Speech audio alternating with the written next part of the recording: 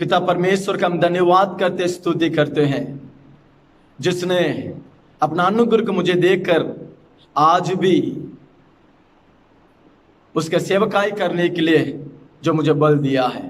प्रियो, इस वचन को जितने भी सुन रहे हैं, आप सभी के लिए यीशु के नाम से हम धन्यवाद करते हैं। इस वचन को आपका जितना भी पहचान लोग हैं, आत्मिक लोग हैं, उनके पास भी भेजिए ताकि वे भी वचन में बलवंत बने। प्रियो, हम लगातार 2 गुना की अभिषेक के बारे में हम पढ़ते आ रहे हैं, और उस 2 गुना के अभिषेक को एलिशा ने प्राप्त किया। उसने उस 2 गुना का अभिषेक को कैसा प्राप्त किया? उस एलिशा ने 2 गुना के अभिषेक को पाने के लिए उसके जीवन में ऐसा क्या योग्यता, ऐसा क्या स्वभाव था, और परमेश्वर ने उस अभिषेक उसको क्यों दिया? ऐसा कई विषय को एलिशा के जीवन से हम सीखते आए हैं परमेश्वर का अनुग्रह से। क्योंकि एलिशा इस अंत दिन का जो एक आत्मिक लोगों को दर्शाता है,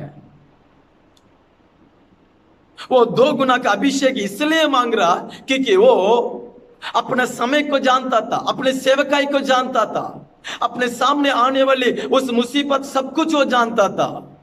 इसलिए परमेश्वर के पास उस वरदान को वो मांग रहा है, प्रभु ऐसा 2 गुना की अभिषेक मुझे दे ताकि मैं भी एलिया के समान सेवा कर सकूं, मैं भी एलिया के समान जीवन जी सकूं, मैं भी एलिया के समान तेरी मर्जी को पूरा कर सकूं। एलिशा इस 2 गुना के अभिषेक को मांगने के लिए एक ही उद्देश्य था कि परमेश्वर को अपनी जीवन से संपूर्णता से महिमा करे, अपनी लाभ के लिए, आशीष को कमाने के लिए, नाम कमाने के लिए, या समाज में खुद फेमस होने के लिए, या तारीफ सम्मान को कमाने के लिए एलिशा ने वरदान को नहीं चाहा, परंतु पिता परमेश्वर का इच्छा को, उस दर्शन को, उस बुलावट को अपने समय में ठीक से पूरा करने के लिए उस वरदान को उसने मांगा।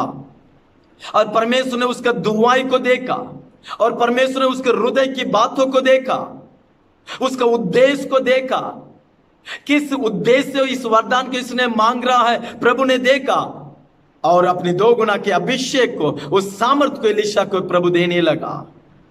प्रियो, परमेश्वर उन लोगों की अपनी वरदान, अपनी सामर्थ्य, अपनी आशीष, अपनी शक्ति को देता है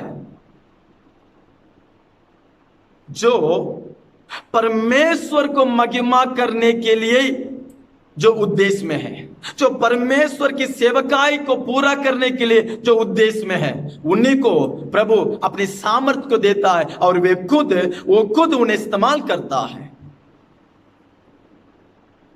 आज तो कई लोग तो वरदान को चाहते हैं, वरदान के लिए अपेक्षा में वरदान को मांग रहे, दुआई कर रहे हैं, लेकिन एक सवाल, उस वरदान को मांगने का उद्देश्य क्या है? क्यों आप उस वरदान को चाहते हैं? आपके उद्देश्य यदि सही है परमेश्वर की दृष्टि में, निश्चय प्रभु उस वरदान को आपको देगा और आप परमेश्वर के नाम को महिमा करेंगे। हालेलुया। तो प्रियो, आज भी इस 2 गुना के अभिषेक के विषय में से, एलिशा के जीवन से और भी एक बातों को मैं आपके सामने रखकर मैं प्रार्थना करने चाहता हूं। प्रियो, आज हमारा शीर्षक एलिशा और भविष्यवक्ताओं के चेले। आज हमारा शीर्षक एलिशा और भविष्यवक्ता के चेले। एलिशा एक आत्मिक, एक समर्पण कलीसिया को दर्शाता है, और भविष्यवक्ता के पुत्र या चेले नामदारी कलीसिया को दर्शाता है। इस विषय को आज आपके सामने प्रभु मुझे मदद करे, प्रार्थना के साथ इस वचन को समझने के लिए कोशिश करें। निश्चय पवित्र आत्मा परमेश्वर हमें इस वचन को हमें समझाने पाए। प्रियो, एलिया स्वर्ग उठा ले जाने वाले विषय ना केवल एलिशा परंतु भविष्यवक्ताओं के बाकी जो चेले को भी पता था, सबको पता था। एलिया का जितना भी चेले है, गिलगाल में, यरीहो में और बेतेल में जितना भी भविष्यवक्ताओं के जो चेले हैं, उन सभी को पता था कि आज एलिया स्वर्ग उठा ले जाने वाला है। आज के बाद एलिया इस संसार में नहीं रहेगा। आज के बाद एलिया का सेवका यहां संसार पर नहीं होगा। आज के दिन एलिया परमेश्वर के समुख में जाने वाला बात है, तो सबको पता है। एलिया एलिशा के लिए गुरु है, एलिया बाकी जितना भी भविष्यवक्ता के जो चेले हैं उनके लिए भी गुरु है। परंतु एलिया उठा ले जाने वाले विषय के बारे में एलिया के अंदर कोई एक विचार अलग था, बाकी चेले के अंदर की विचार अलग था। इसलिए मैं आपको कहा, एलिशा इस अंत दिन का एक समर्पित कलीसिया को दर्शाता है, एक चुना हुआ कलीसिया को दर्शाता है। प्रभु के लिए संपूर्णता से अपना आप को समर्पण किया हुआ कलीसिया को दर्शाता है। परंतु भविष्यवक्ताओं के जो चेले हैं ना, वे इस अंत दिन का नामधारी कलीसिया को दर्शाता है। उद्धार पाए परंतु उनकी विचार संसार का है, उद्धार पाए परंतु उनकी क्रिया तो संसार का है। उद्धार पाए, वचन को जानते, कलीसिया में जाते, परंतु उनके अंदर एक आत्मिक परिवर्तन नहीं है। हम इसी के बारे में इस भागों में से मैं आपको समझाने के लिए मैं कोशिश करूं। प्रियो, पुराने नियम में पिता परमेश्वर ने, यहोवा परमेश्वर ने एलिया को अपनी सेवकाई के लिए, अपनी इच्छा के लिए भेजा। एलिया अपनी मर्जी से सेवकाई में नहीं आया, एलिया अपना पसंद से सेवकाई में नहीं आया, परंतु बाइबल बताती है यहोवा के समुख में खड़ा रहने वाला, अर्थात एलिया को परमेश्वर ने खुद चुना, परमेश्वर ने खुद अभिषेक किया, परमेश्वर ने खुद उसको सामर्थ्य दिया और सेवकाई के लिए भेजा, ताकि वो देश को पाप से पाप के बारे में चेतावनी करे, पाप में गिरे हुए लोगों को पवित्रता का ओर ले चले, राजाओं को चुनौती दे। परमेश्वर का हर शब्द को एलिया पूरा करने के लिए बुलाया गया।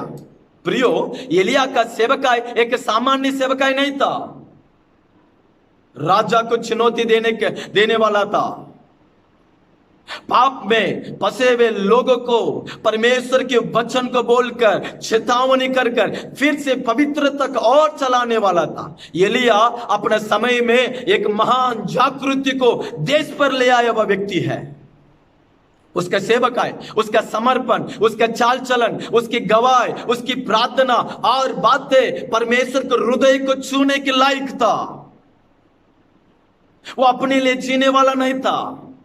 संपूर्णता से एलिया यहोवा परमेश्वर के अधीन में था। यहोवा परमेश्वर जो भी एलिया से कहता है उसी काम को एलिया करता था। वहां जाकर बैठ जा बोलने से वहां जाकर बैठ जाता है, उस घर में जा बोलने से उसी घर में जाता है, राजा के पास जा बोलने से राजा के पास जाता है, जाकर छिप जा बोलने से जाकर छिप जाता है। एलिया अपना मर्जी से, अपना विचार से कभी भी वो जीने वाला नहीं था। यहोवा परमेश्वर का अधीन में वो जीने वाला था। और एलिया के जीवन में एक दो महत्वपूर्ण सेवा, एक देश को पवित्रता की ओर ले चले, दूसरा इसके बाद सेवकाई करने के लिए चेलों को तैयार करे। भविष्यवक्ता के चेलों को तैयार करना एलिया के जीवन में एक मुख्य सेवकाई था। इसलिए तो बेतेल में भविष्यवक्ता के चेले थे, गिलगाल में थे, यरदन में थे, वहां वो भविष्यवक्ता के चेलों को, सेवकों को तैयार कर रहा था। ये परमेश्वर का एक विशेष बुलावट था जो एलिया को दिया गया। हालेलुया। सेम उसी प्रकार से जब आप नया नियम में आ जाइए, पिता परमेश्वर ने यीशु को इस संसार में भेजा, जैसा यहोवा परमेश्वर ने एलिया को इस संसार में भेजा ताकि वो प्रचार करे, लोगों को परमेश्वर की ओर ले चले और चेलों को, भविष्यवक्ता के पुत्रों को वो तैयार करे। उस काम को एलिया ने किया। वैसा ही हम अंत दिन में देख रहे हैं, पिता परमेश्वर ने अपना पुत्र यीशु को इस संसार में भेजा। यीशु अपना मर्जी से, यीशु अपना इच्छा से, यीशु अपनी उद्देश्य से इस संसार में नहीं आया। इसका गवाह यीशु खुद बार बार बोलता था, मैं अपना मर्जी से नहीं, मैं अपना महिमा को नहीं ढूंढता हूं, जो मुझे भेजा, जो मेरे पिता जो काम कर रहा है उसे मैं कर रहा हूं, जो मेरे पिता मुझसे बोला उसी को मैं समझा रहा हूं। मैं अपना इच्छा से कुछ नहीं करता हूं, मेरे जो मुझे भेजा मेरे पिता की इच्छा को पूरा करता हूं। देखिए, पुराने नियम में एलिया परमेश्वर में जैसा संपूर्णता से था, ऐसा ही इस अंत दिन में यीशु पिता के आधीन में था। यीशु इस संसार में भेजा जाने का उद्देश्य क्या था? दो उद्देश्य था। एक पाप में भरे हुए लोगों को पवित्रता की ओर ले चले, लोगों को उद्धार करे, उनको प्रचार करे, उनको चंगाई करे, उनके जीवन में भलाई काम करे। यीशु ने प्रचार किया, उपदेश किया, चंगाई के काम किया, ये सब लोगों के लिए, और उन्हें पाप से छुड़ाने के लिए एक उद्धारकर्ता के रूप से संसार में आया। लेकिन उसी समय यीशु दूसरा एक काम करने लगा, एक झुंड चेले को सेवकाई के लिए तैयार कर रहा था। आमेन। देखिए कितना मैचिंग हो रहा है। यीशु लोगों को पाप के बारे में समझा रहा था और पवित्रता के बारे में प्रचार कर रहा था, वो पाप के बारे में चेतावनी दे रहा था। वही समय में वो चेले को भी अपने बाद ही सेवा करने के लिए चुने हुए लोगों को वो बुलाकर उनको भी प्रशिक्षण दे रहा है, ट्रेनिंग दे रहा है, चेलों को तैयार कर रहा है। पुराने नियम में यहोवा परमेश्वर, आज पिता परमेश्वर, पुराने नियम में एलिया, नया नियम में यीशु। उस एलिया ने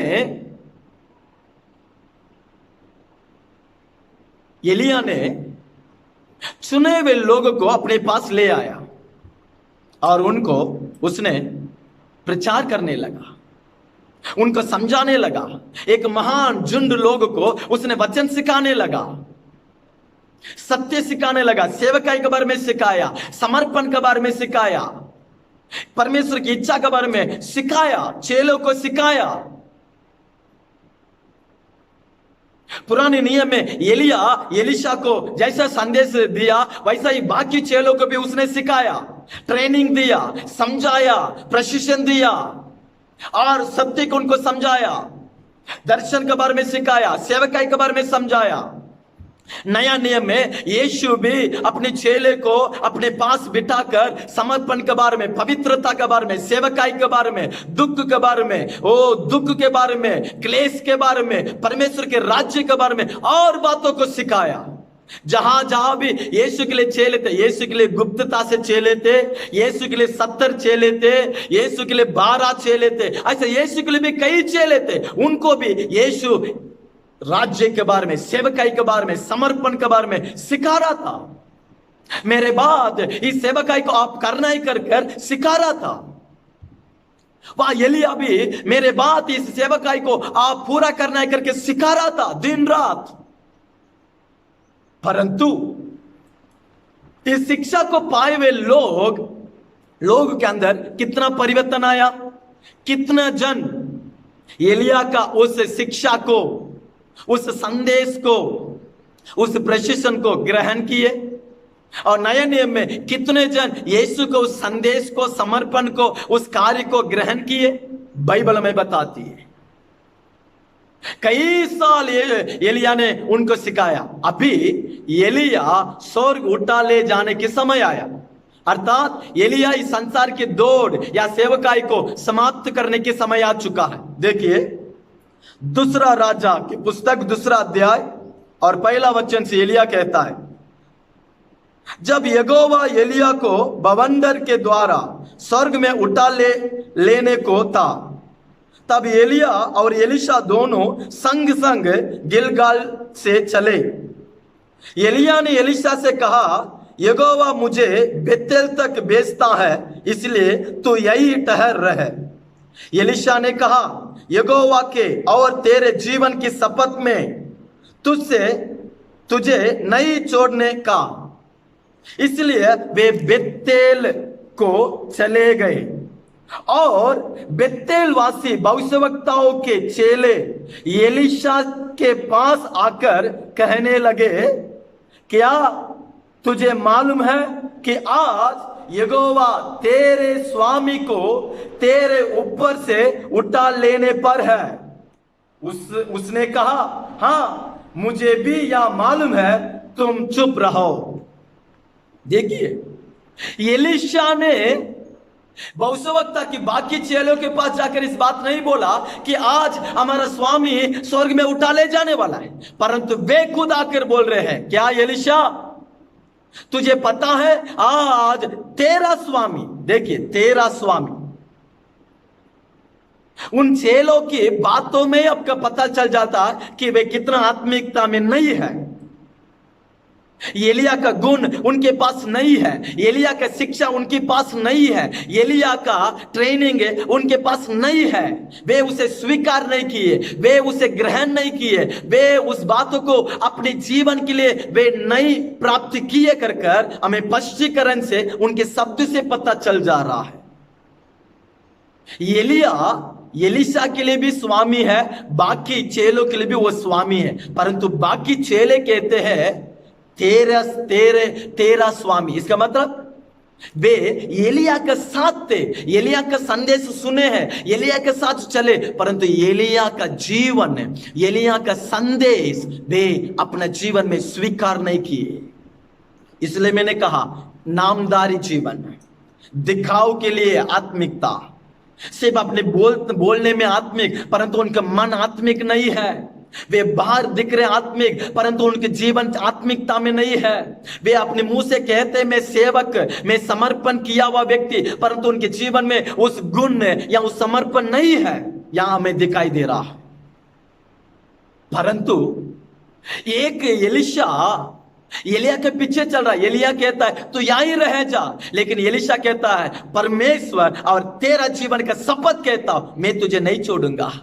प्रियो, एलिया के लिए कई चेले हैं, परंतु एलिया इस संसार को छोड़कर जाने की संदेश को सुनने से एक चेले के अंदर ही दुखित हो रहा है, वही है एलिशा। एलिया यीशु भी इस संसार को छोड़कर जाने के दिन आया, परंतु कुछ लोग ही यीशु के विषय में दुखित हुए। बाकी लोग यीशु के बारे में ना तो चिंता था, ना तो यीशु के बारे में प्रेम था। इस अंत दिन की कलीसिया की परिस्थिति भी यही है। यहोवा परमेश्वर, नया नियम में पिता परमेश्वर, पुरानी नियम में एलिया, नया नियम में एलिशा को, यीशु को दर्शाता है। पुरानी नियम में एलिशा, नया नियम में समर्पित से लोगों को दर्शाता है, आत्मिक लोगों को दर्शाता है, वचन के अनुसार जीने वाले को दर्शाता है। भविष्यवक्ता के पुत्र नामदारिक जीवन जीने वाले को दर्शाता है, दिखाव के लिए जीने वालों को दर्शाता है। उनके हाथ में बाइबल है, उनके मुंह में प्रेस लॉर्ड है, वे कलीसिया में जाते हैं, अन्य भाषा बोलते हैं, कुछ सेवा छोटा मोटा करते हैं, परंतु उनका जीवन परमेश्वर के साथ नहीं होता है।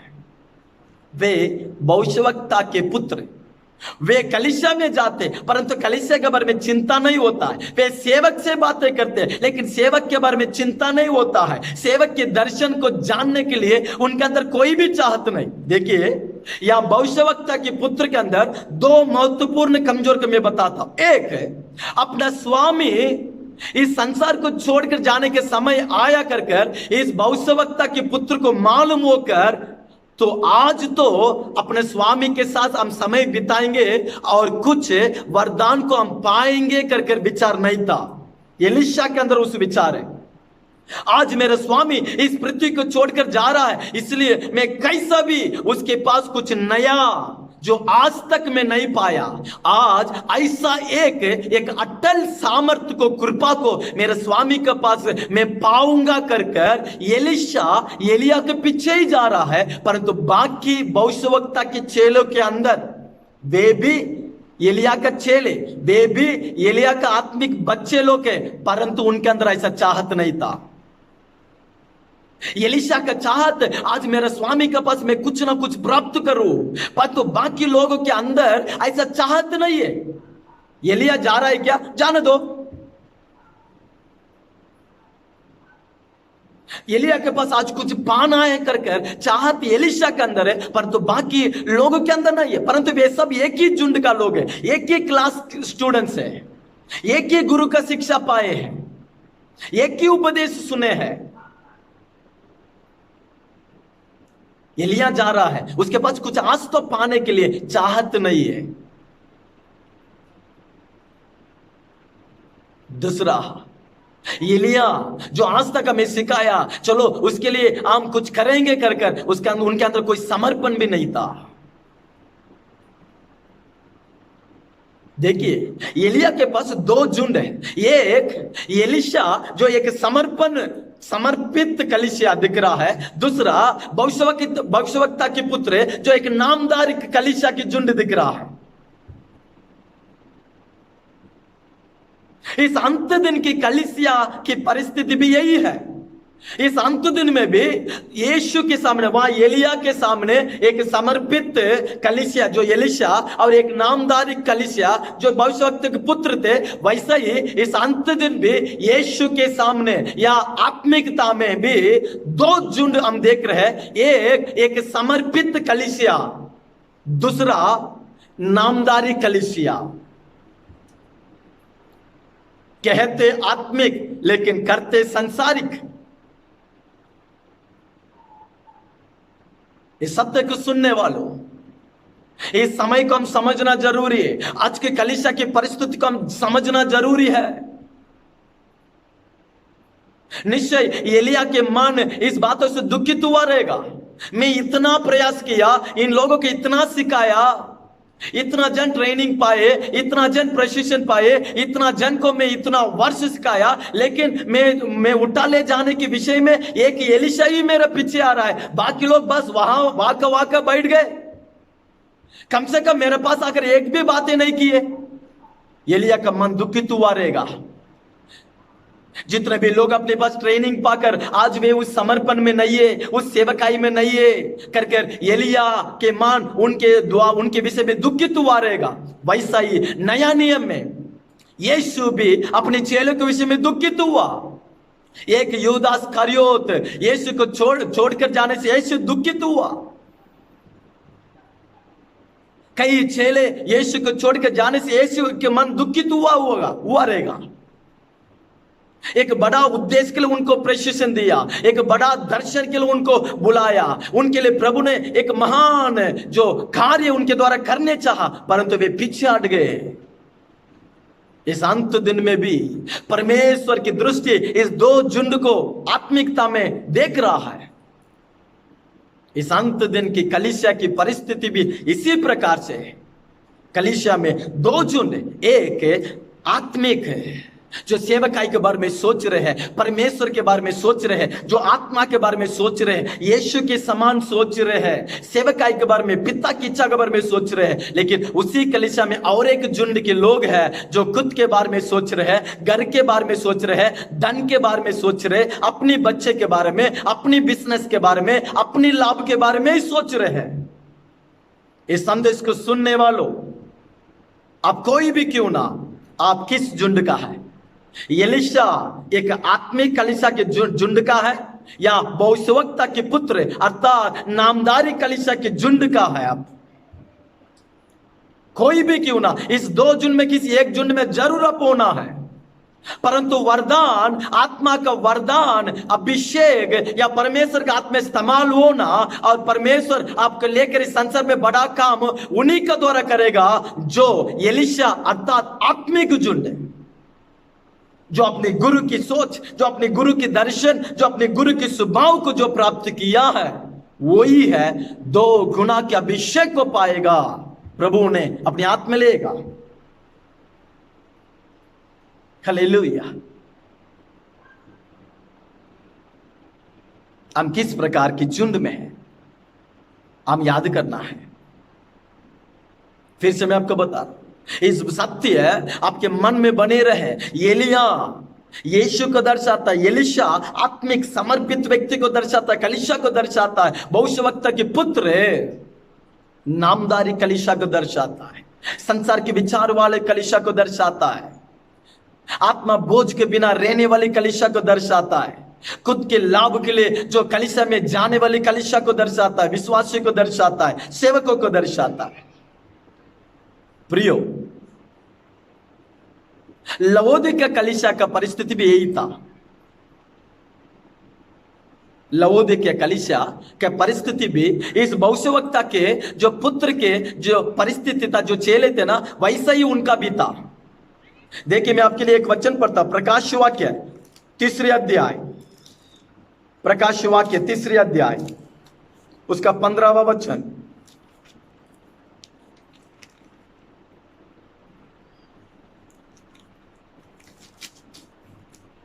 प्रकाश वाक्य 3 अध्याय उसका 15 वचन।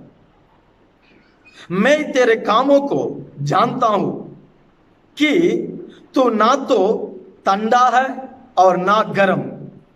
भला होता कि तू ठंडा या गर्म होता, इसलिए कि तू गुनगुना है और ना ठंडा है और ना गर्म है। मैं तुझे अपने मुंह में से उगलने पर हूं। तो ना तो ठंडा है ना तो गर्म है, गुनगुना है। इस भविष्यवक्ता की पुत्र की परिस्थिति में गुनगुना हुए, ना तो वे शिक्षा में बलवंत हुए, ना तो समर्पण किए, परंतु गुनगुना है। एलिया जो आज उठा ले जानने वाला करके पता है, परंतु वे गुनगुना, पर इससे उनके लिए कोई भी चिंता नहीं था, उनके मन में कोई प्रभाव भी नहीं आया हुआ। ना तो रोए, ना तो दुखित हुए, ना तो एलिया से कुछ बातें की, ऐसा कुछ भी नहीं था, परंतु दूर बैठे हैं। ना तो एलिया के बारे में चिंता है, ना तो एलिया की शिक्षा के बारे में चिंता की है, ना तो एलिया ने जो भी सिखाया उसके अनुसार हम करेंगे करके उनके अंदर समर्पण भी नहीं था। आज की उद्धार पाए हुए लोगों की परिस्थिति भी यही है, कलीसिया की परिस्थिति भी यही है। कलीसिया में जाते हैं, सेवक से बातें करते, परंतु सेवक की दर्शन के में नहीं समझते हैं। हमारे लिए जो कलवरी क्रूस में जो मरा, यीशु के बारे में वे सोच रहे नहीं।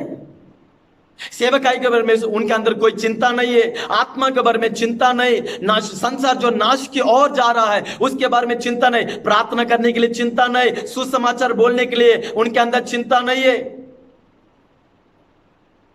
किसी के बारे में भी चिंता नहीं है। एक आत्मा को कलीसिया में ले आएंगे करके उनके अंदर सोच नहीं है। जैसा वे एक आत्मिक भविष्यवक्ता की चेले करके उनके बारे में नाम है, परंतु उनके अंदर कोई भी परिवर्तन, एक आत्मिक परिवर्तन ही उनके अंदर नहीं था। इस अंत दिन में भी प्रियो, पूरे विश्व में कई करोड़ों लोग तो है यीशु को बोलने वाले हैं, यीशु का आराधना करने वाले, परंतु इस अंत दिन में परमेश्वर ने जो एलीशा के समान, जो एक सही आत्मिक व्यक्ति है, जो यीशु के समान जो सोचता है, जो यीशु के लिए जीने के लिए, यीशु की शिक्षा को पाकर जो उसे पूरा करने के लिए जो समर्पण किया, ऐसे लोगों को आज परमेश्वर के आके धुन रहा है, और उन्हीं लोगों को अंत दिन की जागृति के लिए मेरा परमेश्वर इस्तेमाल करेगा।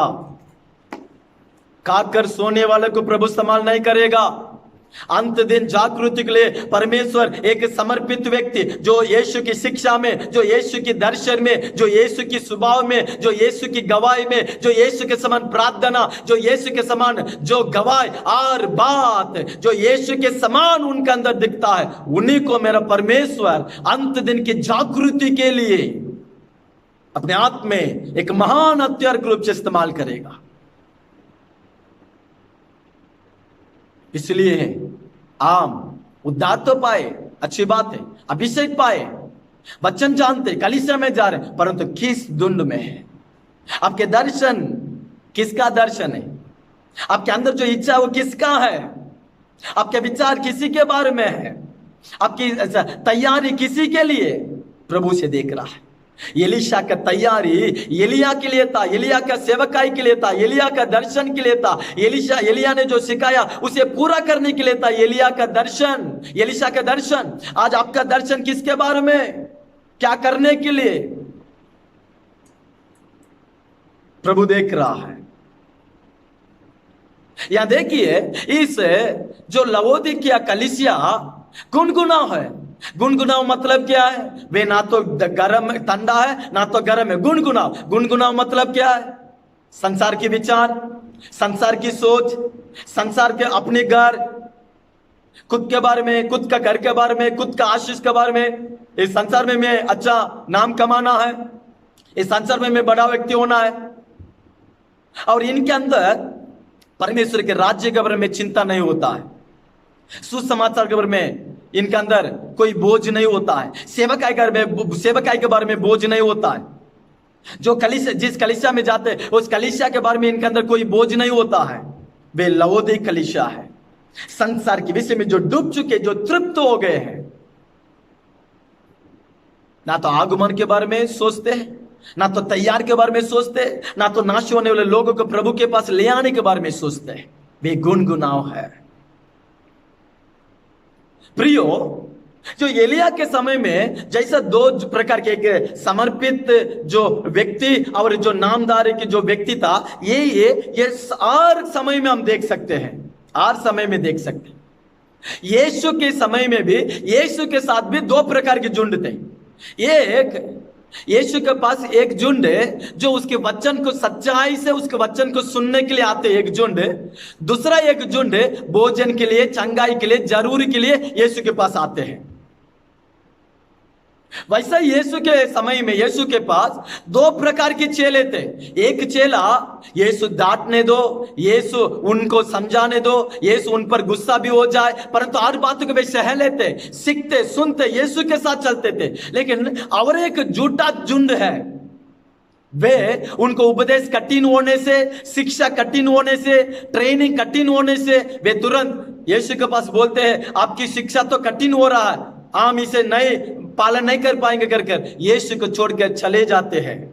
यीशु के पास भी दो प्रकार के झुंड, एक सच्चाई झुंड जो वचन के सीखने आए थे, और एक झुंड भोजन के लिए आए थे। दो प्रकार के चेले थे जो सच्चाई से यीशु के पास बने रहकर सीखे, और एक झूठे चेले थे जो यीशु को बीच में छोड़ के चले गए।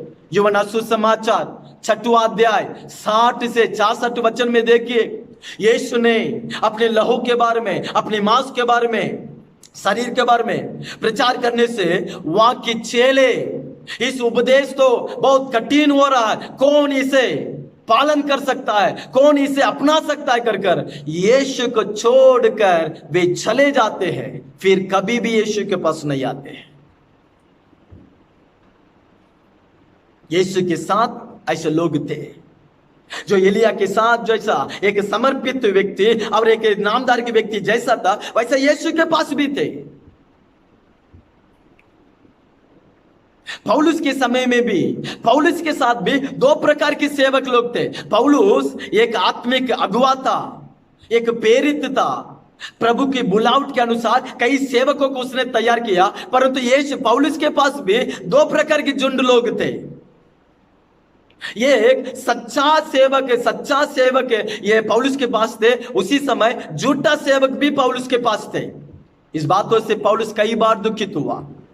फिलिप्पियुस की पत्री 2 अध्याय उसका 19वां वचन और 25वां वचन में तीमुथियुस के बारे में पौलुस लिखता है, पौलुस तीमुथियुस जो मेरे समान सोचता है, मेरे समान जो सेवा करता है, मेरे समान जो आत्मा बोझ वाला कर कर, परंतु 21वां वचन में लिखा है, परंतु तीमुथी को छोड़कर और कई जन जो संसार की लालसा पर वे मुझे छोड़कर चले गए, संसार के विषय को ढूंढ रहे हैं, क्रूस को छोड़कर, मसीह को छोड़कर। प्रियो, आज भी ऐसा सेवकाई को देख रहे हैं। सेवकाई में बुलाए जाने के बाद, प्रभु के अभिषेक पाने के बाद, कई जन अपनी सेवकाई को जिस तरीका से करना था उस तरीका को छोड़ दिए। जो सेवकाई प्रभु ने करने के लिए उनसे कहा, उस सेवकाई को वे छोड़ दिए। सेवकाई में विचार बदल गया, सेवकाई में दर्शन बदल गया, सेवकाई में उद्देश्य बदल गया। वरदान का गलत प्रयोग में आज हम देख रहे हैं। परंतु इसी देश में, इसी अंत दिन में कुछ समर्पित, कई जगह में समर्पित लोगों को देख रहे हैं, सच्चा सेवकों को देख रहे हैं, मसीह के लिए जीने वाले सेवकों को, प्रेरितों को, सुसमाचारों को, उपदेशक को हम देख रहे हैं। लेकिन उसी समय में झूठा सेवकों को भी हम देख रहे हैं, जो अपने पेट के लिए काम करते हैं, जो अपने लाभ के लिए प्रचार करते हैं, झूठा उपदेश को बोलकर जो धन का विचार में जो सेवा कर रहे हैं। वही फिलिप्पियों की पत्र 3 अध्याय 18-19 में पौलुस कहता है, उनका परमेश्वर पेट है। वे महिमा को ढूंढते, तारीफ को ढूंढते, परंतु अंत उनका महिमा विनाश। एलिया उठा ले जाने के बाद, उसके बाद आप दूसरा राजाओं में बार बार आप पढ़ते हैं कि एलीशा की सेवकाई में का, एलीशा की सेवकाई के बारे में आप पढ़ते, परंतु भविष्यवक्ताओं के चेलों की सेवकाई के बारे में वहां नहीं लिखा है। इस अनंत दिन में ये 2 प्रकार के झुंड को हम देख रहे हैं। हम एक आत्मिक झुंड में है या एक नामदारी के झुंड में है।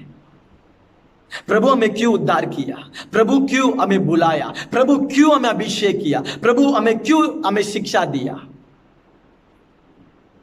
हम देखना है।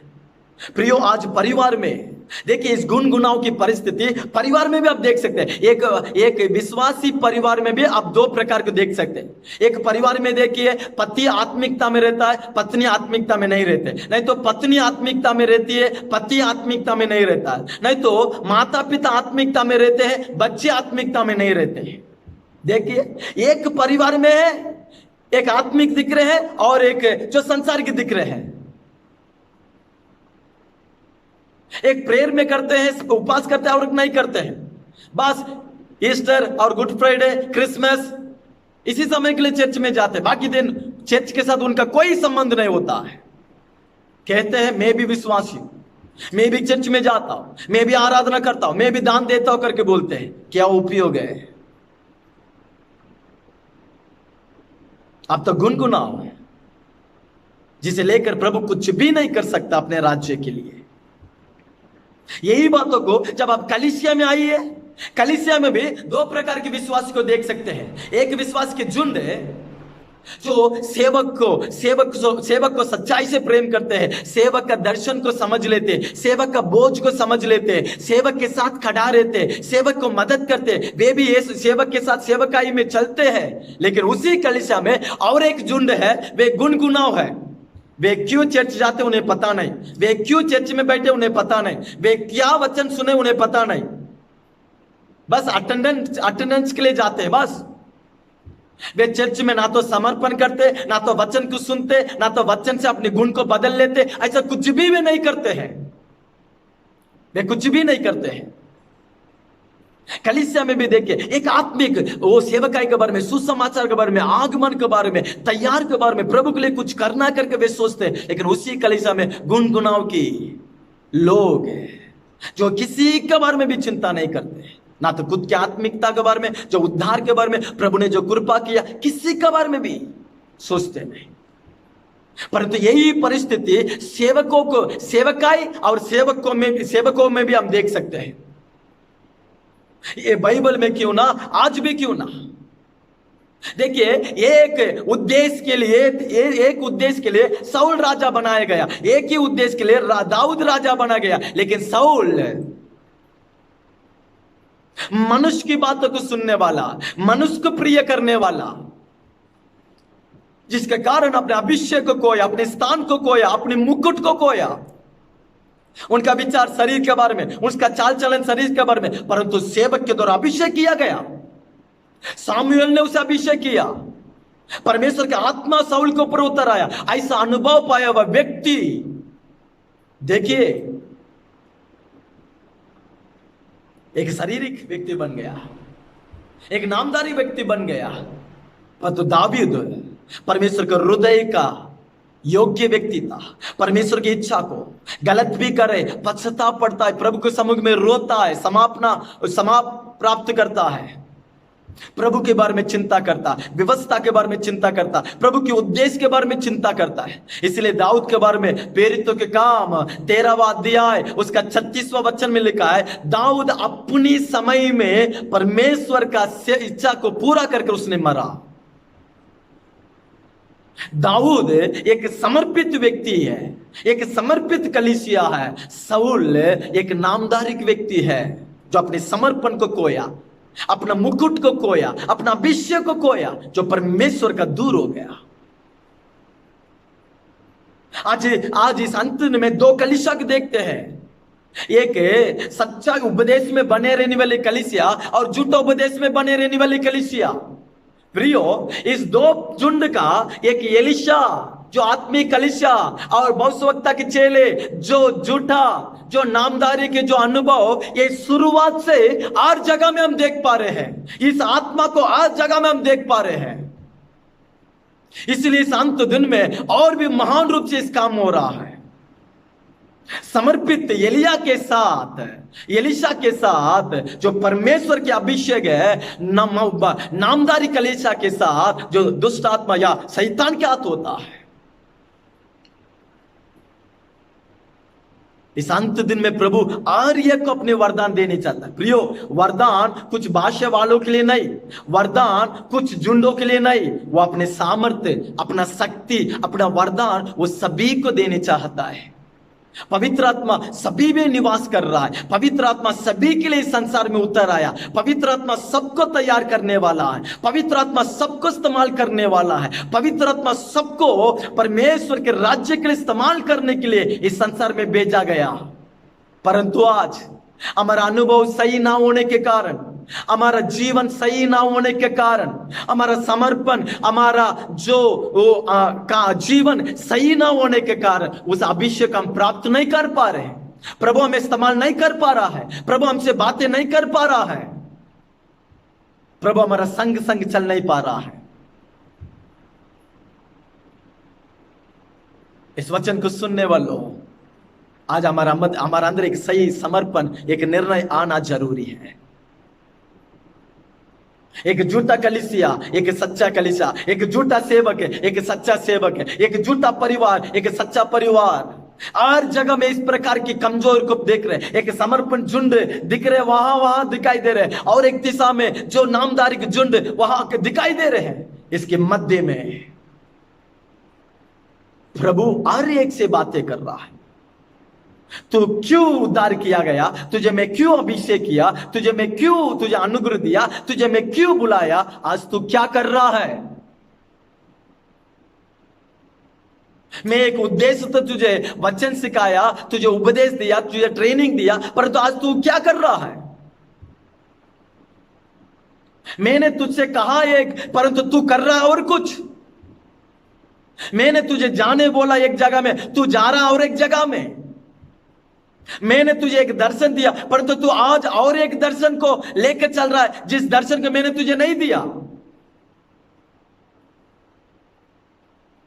हमारा अंदर एलीशा का अभिषेक है क्या, ये नहीं तो हमारा अंदर भविष्यवक्ता के उसे झूठे नामधारिक या गुनगुना अनुभव है क्या। परंतु एक व्यक्ति को ही वो अपना वरदान को देता है, अपना हाथ में लेकर इस्तेमाल करता है। प्रियो, वचन सुने हैं, अभिषेक पाए हैं इस लवोदिकीय कलीसिया, अंतिम दिन की कलीसिया विश्वासी, परंतु देखिए गुनगुनाव के अनुभव में अपने आप को समर्पण करने नहीं चाहते। अननिया सपीरा देखिए एक आत्मिक उपदेश को सीखे हैं, पतरस उनका आत्मिक पिता है, कलीसिया में वे जाते हैं, सब कुछ करते हैं, वे अभिषेक पाए वे लोग, ये सत्य जानते हैं, सब कुछ वे जानते हैं, परमेश्वर के सामर्थ्य को जानते हैं, लेकिन परमेश्वर के सम्मुख में आकर झूठ बोल रहे हैं। जहां पवित्र आत्मा मंडलाता है, जहां पवित्र आत्मा बातें करता है, जहां अभिषेक पाए वह सेवक खड़े वह झूठ बोल रहे हैं, जिसके कारण परमेश्वर के क्रोध दंड उन पर आ पड़ा। प्रियो, इस एक आत्मिक एक समर्पित झुंड, एक नामदारी के झुंड के जो क्रिया ना आप शुरुआत से ही आप देख सकते हैं। मैं एक पॉइंट सिर्फ आपको बोलकर मैं समाप्त कर रहा हूं, बस इस सत्य आप समझने के लिए आज आपके साथ इसे प्रकट किया जा रहा है। इसके बारे में कई व्याख्यान जरूरी नहीं है, परंतु मैं इस बातों को बोलने से ही आपको पता चल जाता है कि हम कहां खड़े हैं, हम कहां जाना था परंतु कहां जा रहे हैं, हम क्या करना था परंतु क्या कर रहे हैं, प्रभु ने हमसे क्या बताया, हमने किसको पाए।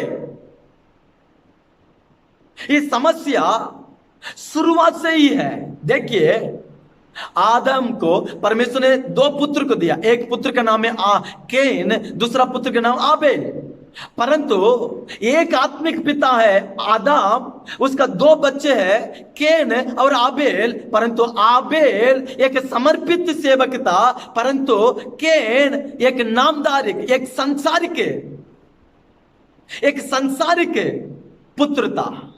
आबेल एक समर्पित व्यक्ति था, कैन एक संसारिक व्यक्ति था। इसलिए आबेल के बलि को प्रभु ने ग्रहण किया, या कैन की बलिदान को प्रभु ग्रहण नहीं किया। इससे हमें पता चले प्रियो, हम कुछ भी करें परंतु आत्मिकता होना जरूरी है, उसमें समर्पण होना जरूरी है, उसमें पवित्रता होना जरूरी है, वो परमेश्वर की इच्छा के अनुसार होना जरूरी है, वो परमेश्वर के वचन के अनुसार होना जरूरी है। वो प्रार्थना क्यों ना, दान क्यों ना, सेवकाई क्यों ना, या और कुछ भी क्यों ना, प्रभु ग्रहण करना ही तो, और प्रभु आपको अभिषेक देना ही तो, आप में आपके अंदर आत्मिकता या अभिषेक या समर्पण वचन के अनुसार दिखाई देना जरूरी है।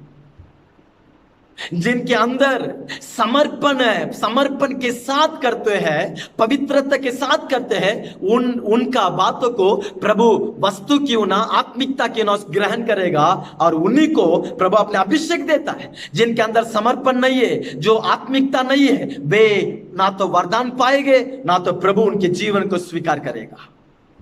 या आबेल आत्मिक को दर्शाता है। एक आदम को एक व्यक्ति आत्मिक है और एक व्यक्ति संसारिक है। नूह के पास आइए, नूह का 3 पुत्र है, उसमें कानान जो एक शारीरिक व्यक्ति है, परंतु बाकी 2 पुत्र है, देखिए एक आत्मिक व्यक्ति है, उनके चाल चलन को देखिए। नूह कानान को श्राप दे रहा है। एक आत्मिक व्यक्ति जो दर्शन पाया हुआ व्यक्ति, अनुग्रह पाया हुआ व्यक्ति, प्रभु की आवाज को सुना हुआ, नूह के पास बच्चे में 2 भाग लोग हैं। जब आप अब्राहम के पास आई, अब्राहम के जीवन के देखिए, अब्राहम के 2 पुत्र हैं, एक इस्माइल और एक इसहाक है। इसहाक आत्मिक को दर्शाता है, इस्माइल संसार को दर्शाता है, जो परमेश्वर के विरोध करता है, जो आत्मिकता के विरोध करता, जो कलीसिया का विरोध करता, जो ईसा का अर्थात आत्मिक कलीसिया को विरोध करता है, उपदेश को विरोध करता है, सच्चाई का विरोध करता है, समर्पण को विरोध करता है, मजाक उड़ाता है, टट्टा करता है।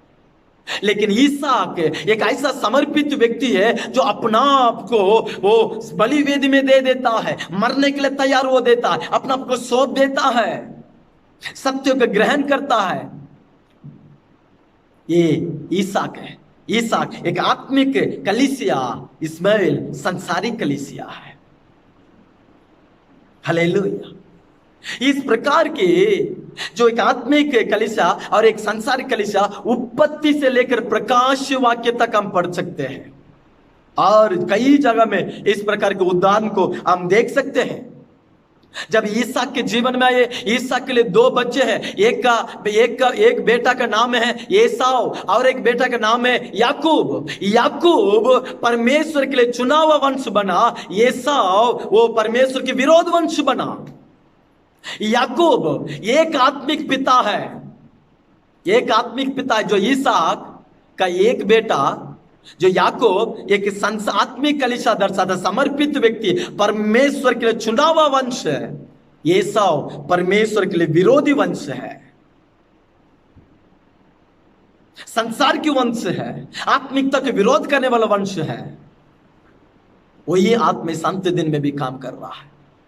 जब आप याकूब के पास आइए, याकूब के लिए कई बच्चे हैं, लेकिन यूसुफ एक आत्मिक व्यक्ति है जो अपने पिता को जानता है, उसके मन को जानता है, उसके शिक्षा को जानता है, उसके चाल चलन के अनुसार चला हुआ व्यक्ति है यूसुफ। बाकी लोग देखिए पिता के विरोध चलने वाले थे। वहां भी दो झुंड है, एक आत्मिक झुंड है और एक संसार वो शारीरिक झुंड है। आप किस प्रकार के झुंड में हैं? पर तो एक झुंड के लोगों को ही प्रभु अपने वरदान को देता है, अंत दिन के बारे में उनके पास दर्शन में बातें करता है, उनको ले चलता है, उनके साथ लेकर अपने महान काम को करता है।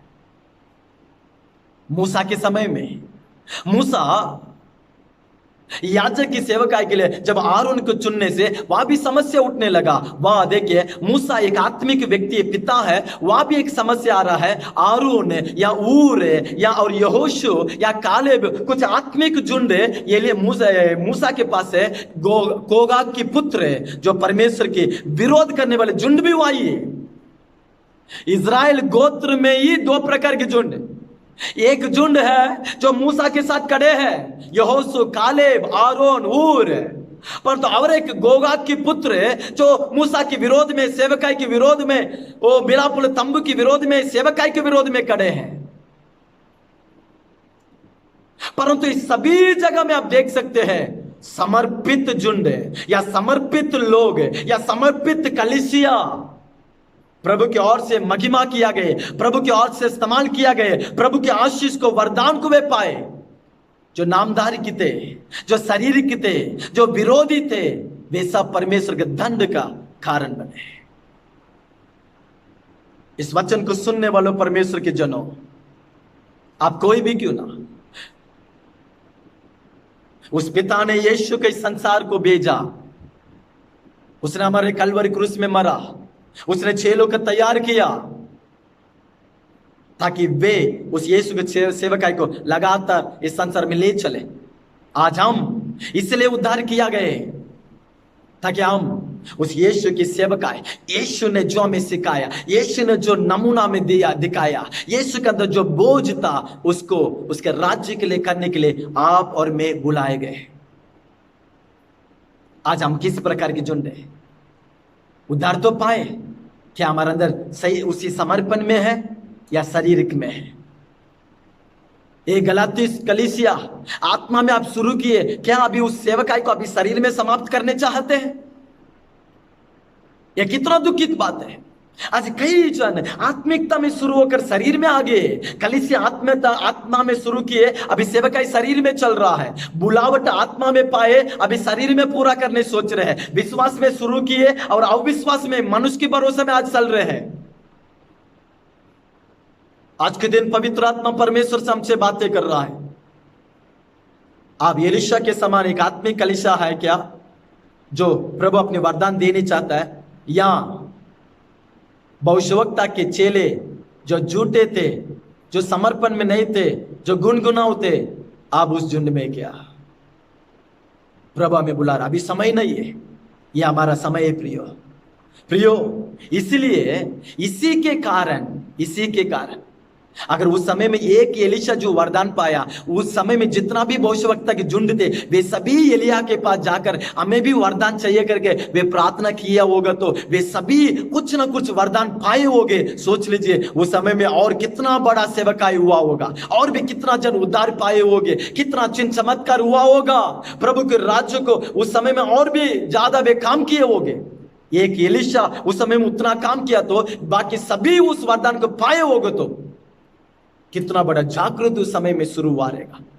इस अंत दिन में भी यही समस्या, और कलीसिया में हर जगह में कुछ लोग समर्पण समर्पण प्रार्थना बोझ में सुसमाचार, वो परमेश्वर के बारे में सोच रहे, सत्य के बारे में सोच रहे, नाश होने वाले के बारे में सोच रहे, लेकिन इस प्रकार के विचार, यीशु की सोच, यीशु की दर्शन और विश्वासी के अंदर और सेवकों के अंदर यदि आज आ जाएगा तो देश जल्दी से जल्दी जागृति को देखेगा।